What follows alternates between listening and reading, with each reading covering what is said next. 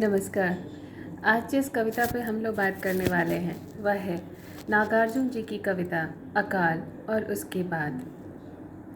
नागार्जुन की इस कविता में हम देखते हैं अकाल का वर्णन और परिस्थितियाँ। नागार्जुन हिंदी के प्रख्यात प्रगतिशील कवि और कथाकार हैं। हिंदी, मैथिली, संस्कृत और बांग्ला भाषा में उन्होंने कविताएं लिखी। अपनी मातृभाषा मैथिली में उन्होंने यात्री उपनाम से लेखन किया था। नागार्जुन हिंदी के बड़े यायावर कवियों में से एक थे। नागार्जुन ने राजनीति और जनता के संघर्षों में सक्रिय भागीदारी की और रचनात्मक तरीके से वह जनता की आवाज़ बने। अकाल और उसके बाद यह जो कविता है वह नागार्जुन द्वारा रचित अत्यंत मार्मिक और हृदयग्राही कविता है। इस कविता में नागार्जुन ने अकाल के समय तथा उसके बाद की परिस्थितियों का बेहद सजीव अंकन किया है। नागार्जुन की यह कविता 1952 में रची गई थी। यह कविता देखने में जितनी छोटी और सरल लगती है, अर्थ और भावबोध में उतनी ही गंभीर और गहरी संवेदना से भरी हुई कविता है। पूरी कविता अपनी 8 पंक्तियों के माध्यम से अकाल और उसके बाद की स्थिति का चित्रण करती है। यह चित्र रोज़मर्रा के जाने पहचाने से लगते हैं। इस कविता के प्रत्येक शब्द में हम देखते हैं कि भाव, अनुभूति, मार्मिकता भरी हुई है। इस कविता का प्रत्येक शब्द यथास्थान है। कविता में कहीं भी अकाल आने की बात नहीं कही गई है, बल्कि सारी कविता का संबंध अकाल से जुड़ी परिस्थितियों से है। यह कविता आशा, निराशा और व्यक्ति के द्वंद्व की अभिव्यंजना करती है। अकाल में मनुष्य के अलावा अन्य सभी प्राणियों का भी उसी तरह हाल बुरा होता है जिस तरह मनुष्यों का। सबकी दुर्गति होती है।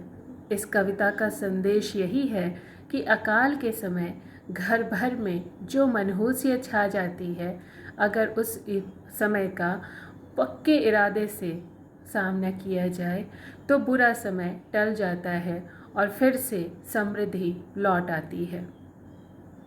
अकाल के समय की स्थिति का वर्णन करते हुए नागार्जुन लिखते हैं कि अकाल के समय की परिस्थितियाँ अत्यंत भयावह होती हैं।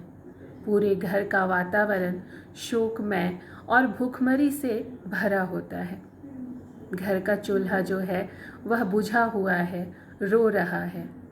कई दिनों से वह जल नहीं पाया। घर में दाने भी नहीं हैं। जो चक्की भी उदास है, उससे कोई दाना पीसा नहीं जा रहा। कहने का भाव यहाँ पर यही है कि अकाल के समय सब कुछ नष्ट हो गया, तब घर में खाने के लिए भी कुछ भी शेष नहीं है। चूल्हा कैसे जलेगा? चूल्हा और चक्की जैसी मूलभूत वस्तुएं आज अपने ही घर में उपेक्षित सी पड़ी हैं। कवि लिखते हैं, कई दिनों तक चूल्हा रोया, चक्की रही उदास। कई दिनों तक कानी कुतिया सोई उसके पास। चूल्हे के रोने और चक्की के उदास होने में यह अर्थ है कि उन्हें कार्य नहीं मिल पा रहा।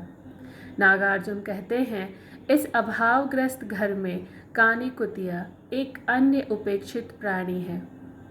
इस उपेक्षित वस्तुओं के साथ वह भी पड़ी हुई है। घर की छिपकलियां दीवारों पर चक्कर काट रही हैं। उन्हें कुछ भी खाने को नहीं मिल रहा। घर के चूहे भी कई दिनों से भूखे मर रहे हैं। नागार्जुन लिखते हैं, कई दिनों से लगी भीत पर छिपकलियों की गश्त। कई दिनों से चूहों की भी हालत रही शिकस्त। कवि का कहने का भाव है कि प्राकृतिक आपदाएं सिर्फ मनुष्य को ही नहीं, हर छोटे बड़े जीव को प्रभावित करती हैं। इस कविता में वर्णित पशुओं के दुख को हम देख सकते हैं। अकाल की भयावहता का चित्रण इनके माध्यम से भी संपूर्णता प्राप्त कर सका है। भूख और बदहाली के कारण घर के सभी प्राणी दुखी और परेशान हैं। सभी जीव जंतु और घर की अन्य वस्तुएं जैसे चूल्हा, चक्की, दीवारें सभी मनुष्य के सुख दुख में भागीदार हैं। इसके बाद का जो वर्णन है वह है अकाल के समय की स्थितियों का चित्रण करने के बाद अकाल के बाद की परिस्थितियाँ। नागार्जुन ने अंतिम की पंक्तियों में अकाल के बाद संभलती परिस्थितियों का अत्यंत भावुक चित्रण किया है। कई दिनों के बाद अकाल के बाद अनाज आया है घर में, जिसकी खुशी घर के प्रत्येक प्राणी में नई स्फूर्ति और नई चेतना भर देती है।